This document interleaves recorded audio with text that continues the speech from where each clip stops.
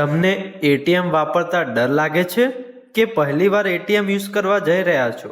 તો આ વિડીયો તમારા માટે છે.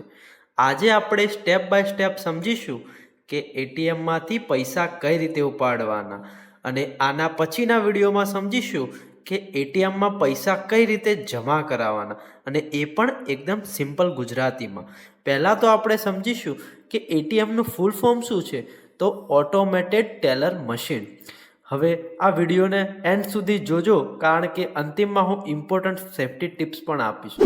એટીએમમાંથી પૈસા ઉપાડવા માટે તમારી પાસે 3 વસ્તુ હોવી જોઈએ. પહેલું, એટીએમ અથવા ડેબિટ કાર્ડ. બીજું, તમારો 4 ડિજિટનો પિન. ત્રીજું, બેંક એકાઉન્ટમાં બેલેન્સ. આ 3 વસ્તુ રેડી હોય તો તમે એટીએમ વાપરી શકો છો.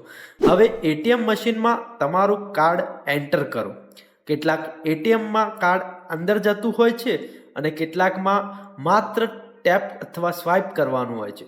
કાર્ડને ઉલટો ના નાખતા નોર્મલી ચિપ સાઈડ પહેલાં જશે. કાર્ડ રીડ થયા પછી એટીએમ તમને લેંગ્વેજ સિલેક્ટ કરવા કહેશે. તમે ઇંગ્લિશ, હિન્દી અથવા ગુજરાતી સિલેક્ટ કરી શકો છો. જે લેંગ્વેજ તમને કમ્ફર્ટેબલ લાગે એ સિલેક્ટ કરો. હવે પછી તમારો 4 ડિજિટનો એટીએમ પિન એન્ટર કરો. પિન લખતી વખતે ખાસ ધ્યાન રાખો, તમારો પિન બીજો કોઈ જોઈ ના શકે એ માટે હાથથી કીપેડ કવર કરો. જો 3 વખત ખોટો પિન એન્ટર થશે તો કાર્ડ ટેમ્પરરી બ્લોક પણ થઈ શકે છે, અને બ્લોક થયેલ કાર્ડ તમે તમારા બેંકમાં જઈને ફરીથી અનબ્લોક કરાવી શકો છો. પિન સાચો હોય પછી ઘણા ઓપ્શન દેખાશે. તેમાંથી કેશ વિડ્રોવલ ઓપ્શન સિલેક્ટ કરો, કેમ કે આપણે પૈસા ઉપાડવાના છે. હવે તમે જેટલા પૈસા ઉપાડવા માગો છો એ એમાઉન્ટ લખો. એક્ઝામ્પલ તરીકે 500, 1000, 5000. સાચું અમાઉન્ટ લખ્યા પછી એન્ટર અથવા કન્ફર્મ દબાવો. ધ્યાન રાખો કે એકાઉન્ટમાં એટલું બેલેન્સ હોવું જોઈએ.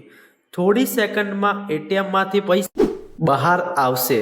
પહેલાં પૈસા લો, પછી તમારું એટીએમ કાર્ડ લેવાનું ભૂલતા નહીં. જો રિસિપ્ટ જોઈએ તો રિસિપ્ટ પણ લઈ લો. એટીએમમાંથી નીકળ્યા પહેલાં બધું ચેક કરી લેવું. હવે કેટલીક ઇમ્પોર્ટન્ટ સેફ્ટી ટિપ્સ. તમારો પિન કોઈને પણ ના બતાવો. અનનોન પર્સનની હેલ્પ અવોઇડ કરો.